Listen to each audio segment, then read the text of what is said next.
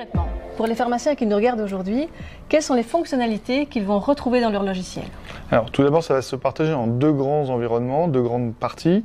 On a un socle qui est commun à l'ensemble des professionnels de santé, quelle que soit la profession, et puis une partie qui est plus spécifique du domaine métier, en l'occurrence pour les pharmaciens.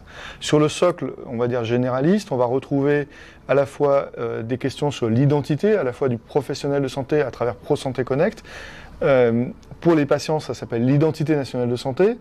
Donc ça permet de sécuriser l'identité des personnes à la fois qui accèdent au dispositif et les personnes vers lesquelles on va diffuser de l'information. On va aussi trouver la messagerie sécurisée de santé qui va permettre de fluidifier les échanges et cette messagerie sera intégrée directement dans le logiciel métier.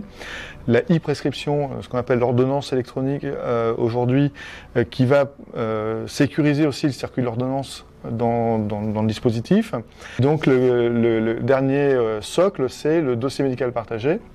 Donc l'envoi de documents vers le dossier du patient en ligne directement depuis le logiciel métier. En l'occurrence, ça va concerner ensuite les domaines un peu plus spécifiques, le bilan partagé de médication, les comptes rendus d'entretien pharmaceutique qui seront automatiquement poussés et enfin la note de vaccination qui permettra aux pharmaciens de pousser cette note vers le dossier médical partagé et si le patient à travers cette note de vaccination se fait vacciner pour différentes choses chez différents types de professionnels, chacun pourra alimenter cette note de vaccination et ça deviendra le carnet de vaccination électronique au format européen qui va s'agréger automatiquement dans le dossier médical du patient.